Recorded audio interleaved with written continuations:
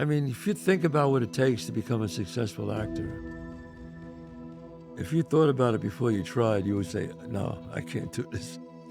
Don't become an actor or any artist unless, if I don't do this, I'm going to die. If you have that attitude, then go on.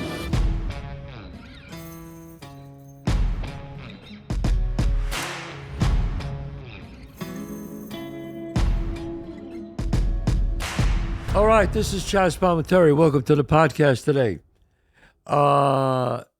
Please, you know what? I forget to tell people, John, hit the subscribe button. This way you get all the news and all the stuff and all of my future guests coming up. We have a lot of great guests here. We have some great comics, Bill Burr, Colin Quinn, so many great people, musicians, Billy Joel, just a lot of great people on the show. Baseball players. We get everybody here. We're going to get the Yankees on.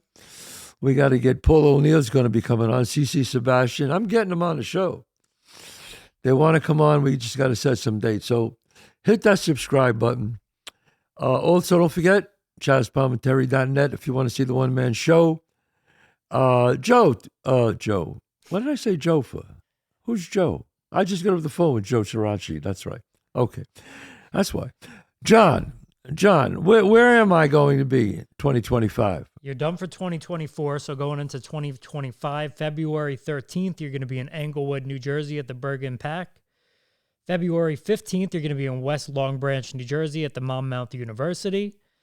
February 16th, you're going to be in Huntington, New York, back at the Paramount Theater. Paramount Theater, I love that place. And February 21st, you're going to be in Tarrytown, New York at the Tarrytown Music Hall. All right, that's February. That's great. So come and see the show. You'll love it. You'll love it. You'll love it. You'll love it. And big announcements coming. We filmed the show. The show will be coming out soon. So I'll let you know where it's going to go, when it hits. So, John, my restaurants. Got to go to my restaurants. 264 Main Street, White Plains, 30 West 46th Street, Manhattan. Mention my name. Tell them you watch my show, the podcast, free desserts, and after dinner drink. Check it out. Great food. All right, John, what do we got today? Today we got fan questions that are based around film and cinema. All right, great. So this encompasses like acting, directing, all that kind of stuff. First question is, what is your experience behind the camera directing as opposed to acting? Well, I love directing. I directed a lot of plays. Behind the camera, let's see, I directed television. I directed Oz episodes for HBO. If you remember that show, Oz? Great show. Tom Fontana wrote that. Great show. Great actors on it, too. Women versus Men. I directed another movie called Women versus Men with Paul Reiser and Joe Mantegna, Christine Lottie.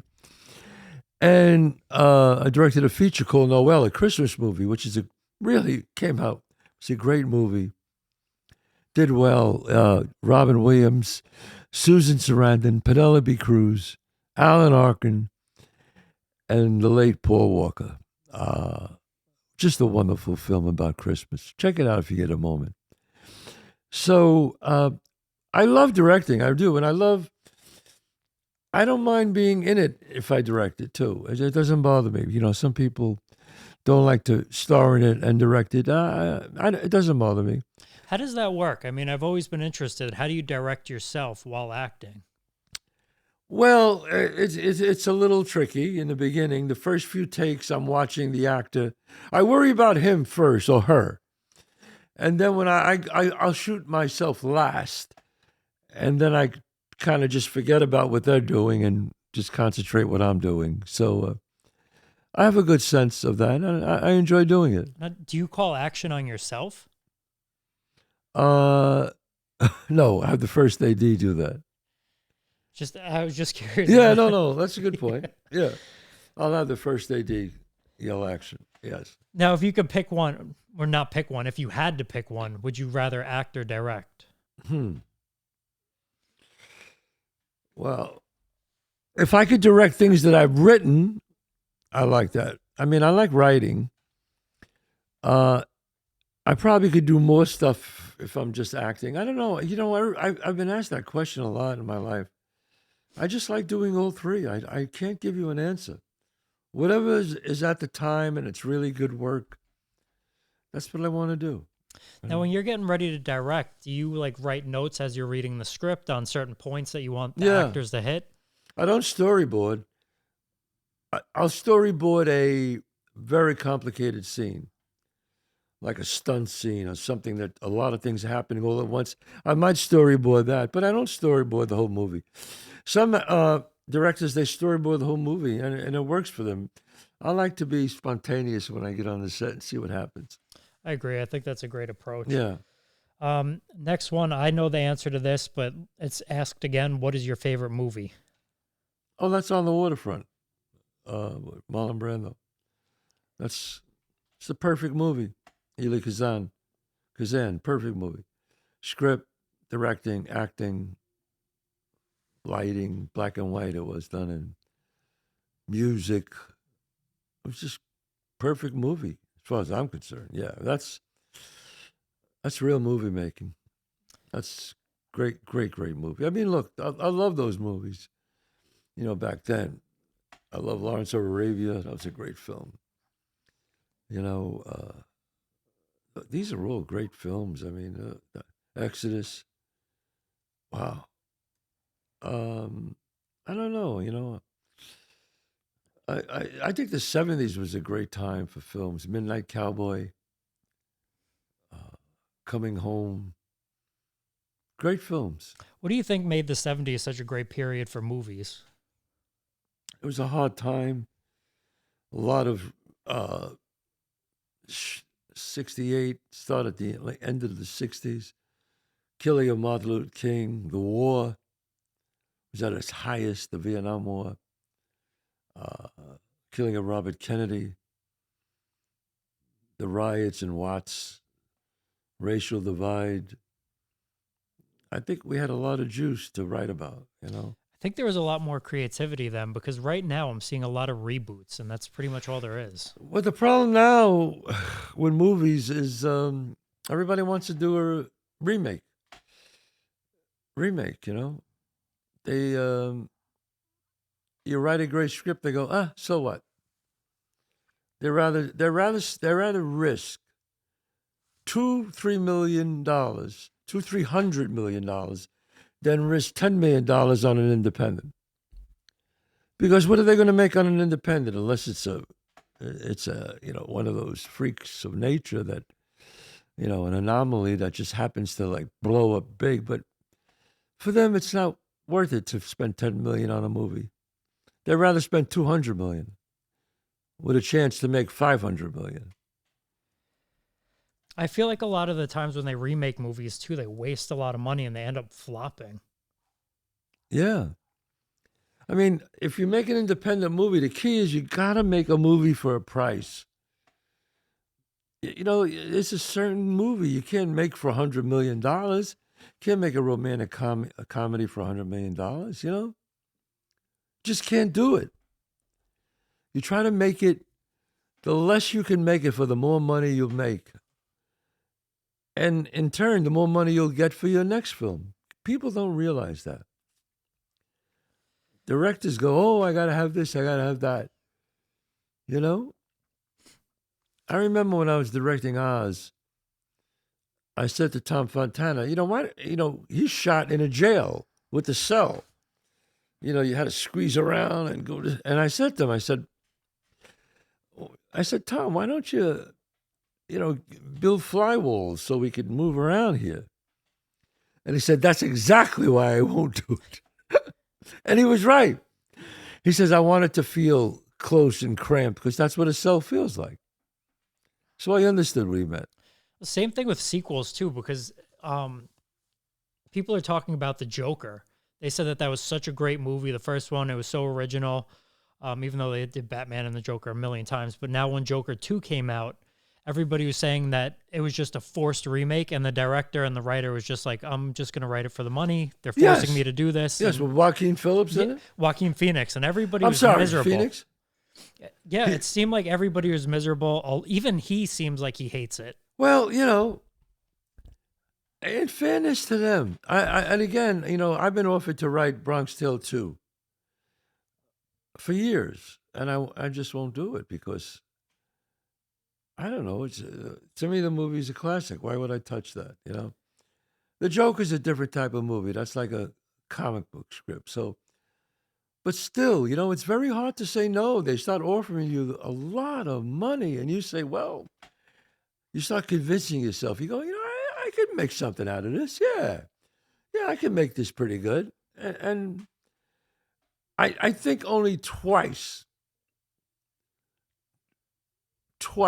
in history did a sequel come in almost maybe better than the original. That was Godfather 1 and 2.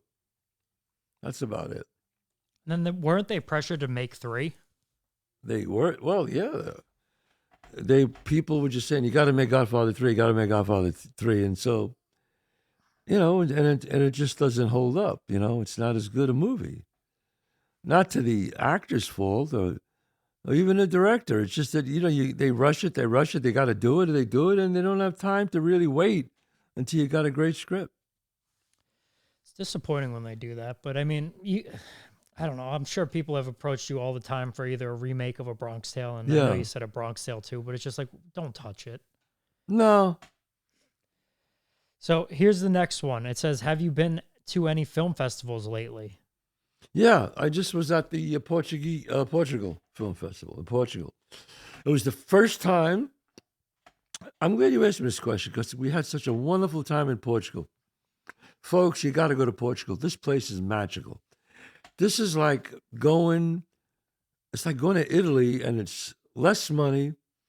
And I love Italy, don't get me wrong, but if Italy's too expensive or too crowded, Portugal is absolutely stunning.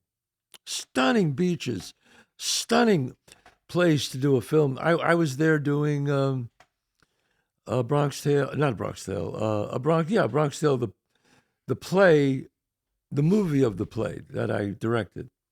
Yeah, it was the first ever Tribeca Lisbon. It was, and you were there too. Yep, obviously, because you guys, Three Nut Studios, shot it.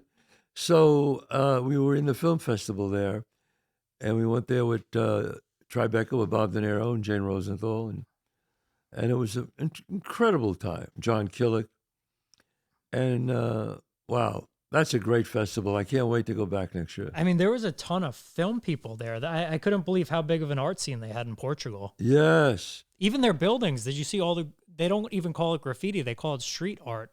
Oh, God. It's everywhere. Yeah. It's such an artsy city. It was beautiful. Just a great films, a great time I had there.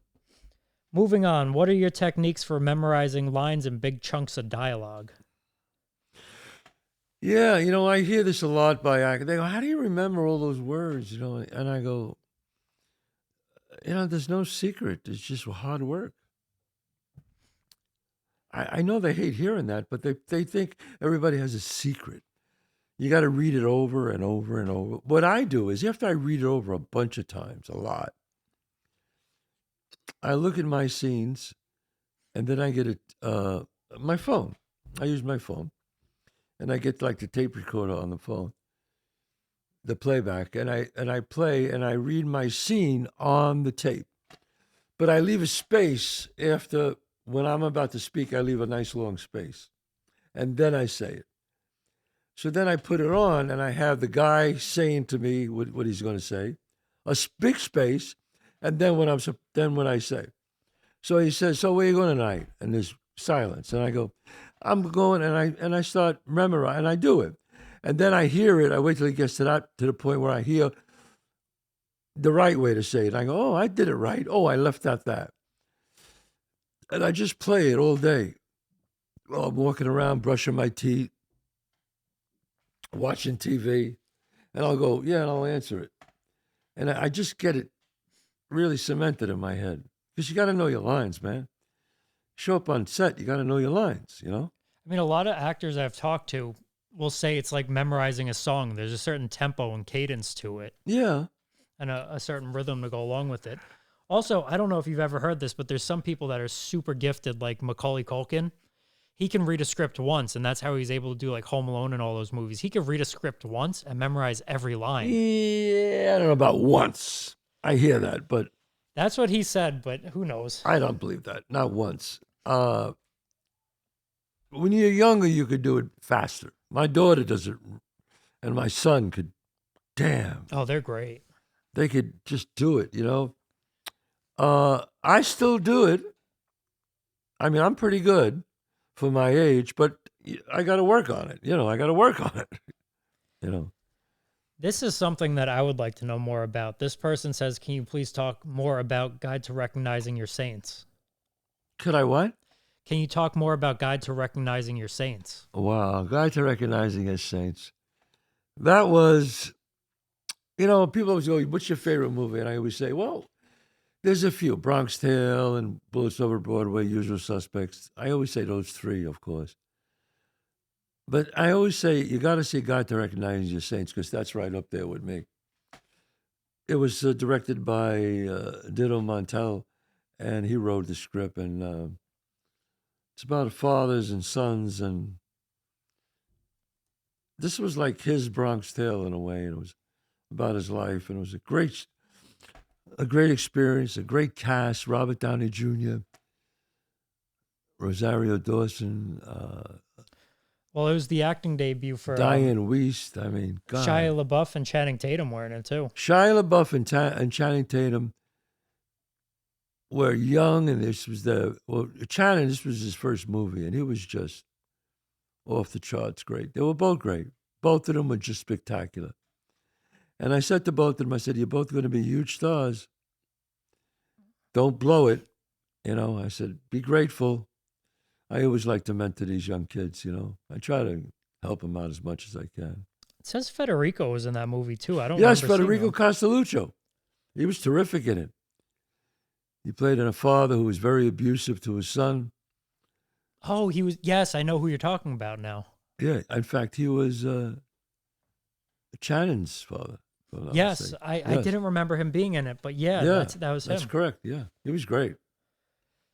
Okay, next one. What's your favorite type of movie to make, whether it's acting or directing? I like to make movies with heart that really are personal. I would love to do a movie. I always thought, I've been talking about it for years. I want to play a priest. I just haven't read a good script for a priest. But I always wanted to play a priest. And I love to do one of those like Lord of the Ring movies. I want to wear the makeup and the hair. And Did you ever do a superhero movie? I've never done a superhero. No. Would you ever do it? I would do anything like that if it was a good script. If it was a good script, yeah, it's got to be a good script. Otherwise, nah. That's funny. We got to put in a call to Marvel. Yeah. I could see that. What was it like your first year as an actor? My first year when I made it, or just my first year as I an think actor? first year in general. Well, I didn't work. I did class a lot. I did scenes in class. But you don't know anything. I mean, you don't know how to get an agent, how to get a job. And I mean, if you think about what it takes to become a successful actor, if you thought about it before you tried, you would say, no, I can't do this. And that's why I always tell people, don't do it unless you have to do it. Don't become an actor or any artist unless, if I don't do this, I'm going to die. If you have that attitude, then go on. But if you had, well, let's see, I'll take a shot. I don't know, maybe I'll do this for a little while. Maybe I'll do something. Don't waste your time. Don't waste your time. I think it takes immense amount of dedication and dedicating your life to this for no money at all. People say, yeah, well, you make a lot of money, Chazz. I go, yeah, but I'm getting paid for the years I didn't make money, How do you not get discouraged when you don't get those phone calls? You just got to be grateful that you're doing what you love to do and say, sooner or later, it'll happen. I believe that. I always believed that I was going to make it. I just didn't know when. I just never thought about quitting. Never.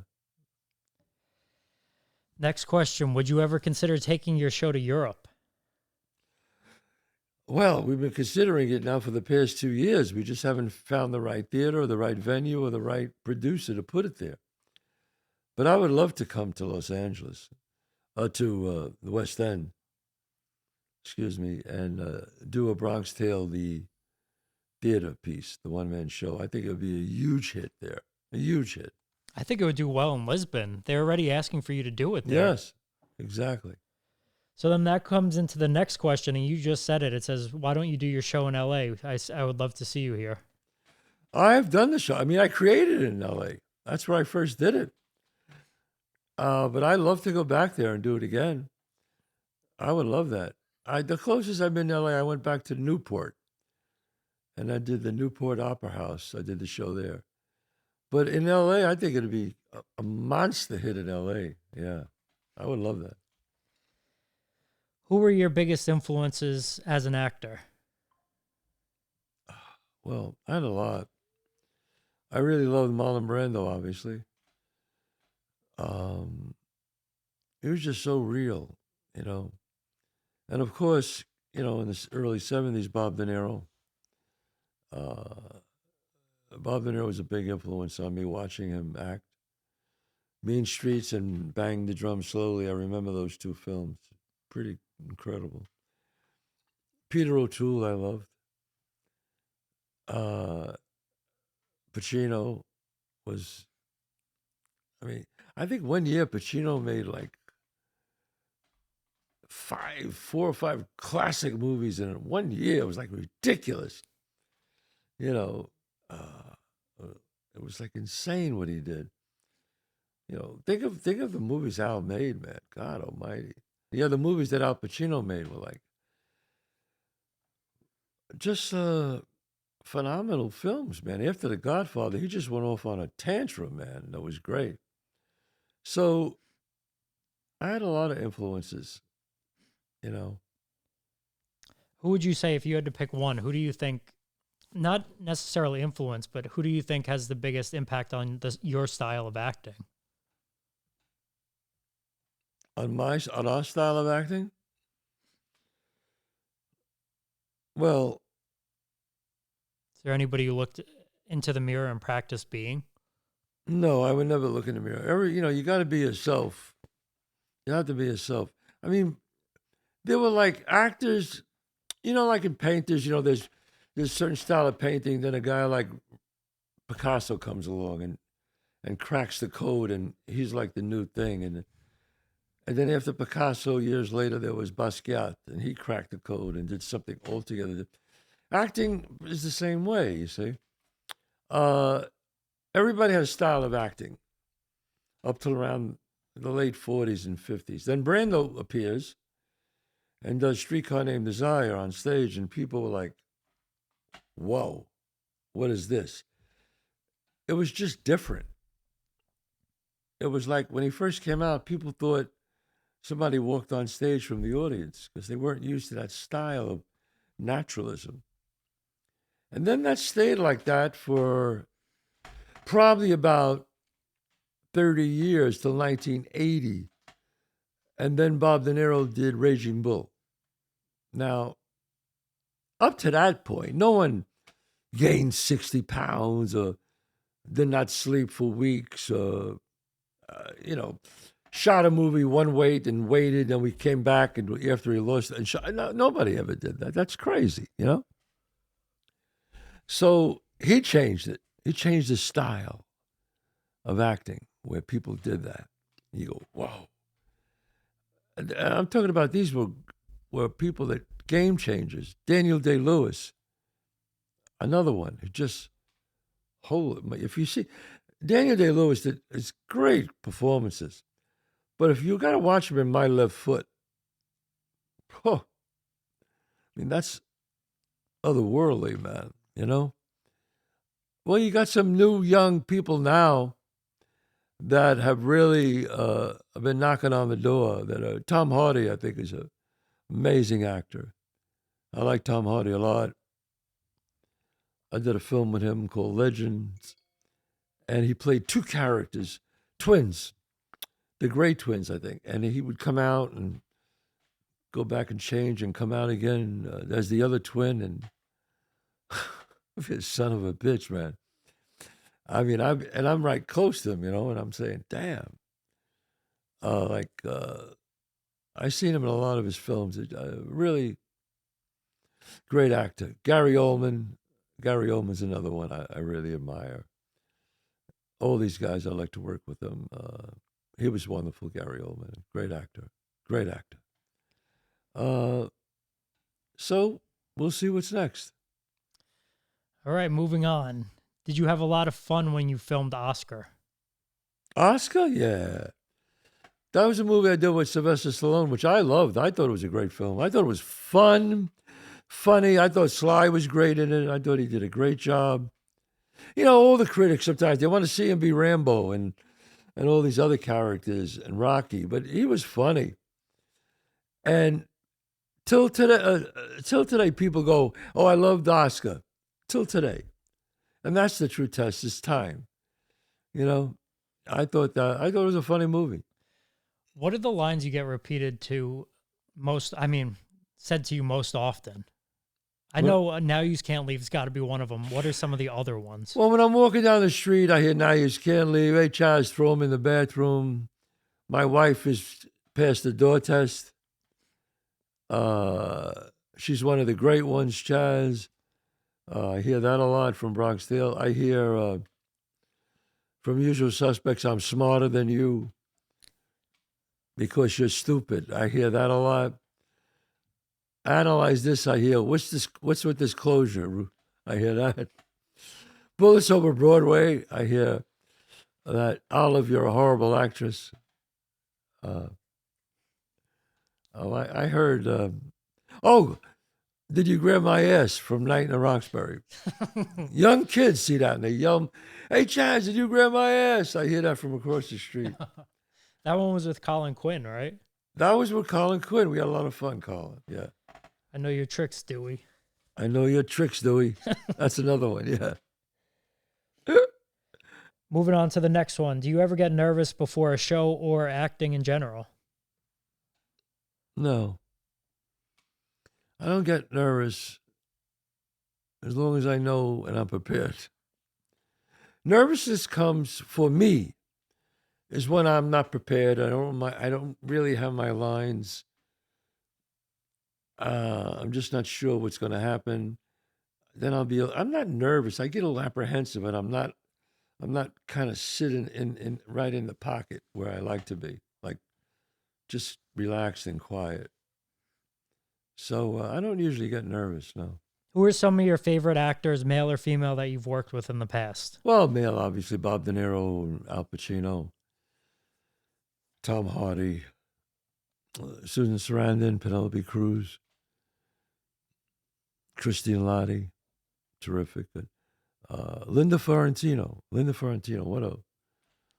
hell of an actor she is. I don't know what happened to her. I think she took a sabbatical or something, but she should be back on the screen. Absolutely. I'm sure I'm forgetting people and they're going to get upset with me, but. What about Christopher Walken? Was he fun? Oh my God. How can I forget Chris? Yeah, no, Chris can read the phone book and it's funny.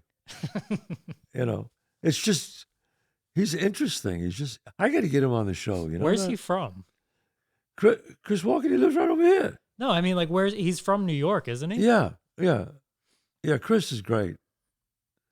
I got to get Chris Walken on the show. Hell, for the next round, let's see. Yeah, I'm going to try to get up him. Here. Yeah. All right. Last question that we have is: how do you deal with fame, and how do you stay so humble? How do I deal with fame? I deal with fame by not dealing with it. I take my work seriously, but I don't take my fame seriously. If that makes sense. I'm very old business when it comes to work. But when it comes to my fame, I think if you take your fame seriously, you're setting yourself up for some trouble. Because fame is fleeting. Nobody's famous forever. Except if you're God, Jesus Christ, maybe. But that's about it, And who am I to be better than somebody else? if you're happy within your own skin, I call it being happy in your own movie, then you're fine. It's people who have to prove they're famous, have to act like they're famous. That's sad. That's somebody who really doesn't know his own self-worth. So as far as I'm concerned, if I meet people on the street and they want me to chat with them for a minute or two, that 2 minutes I gave them, they'll remember it forever, maybe. And what did it cost me? 2 minutes to stop and be nice? Come on. So for me is take the work seriously, but don't take the fame seriously. That's how I feel. All right. I'm glad that was fun doing the Q&A today with the questions. I always love Send those. in all your questions about anything. I love doing these shows where I just answer questions from my audience. I will see you next week. Don't forget ChazzPalminteri.net for my show, for the merchandise, my restaurants, 264 Main Street, 30 West 46th Street. Chazz Palminteri's finest Italian restaurant. God bless you. See you next week.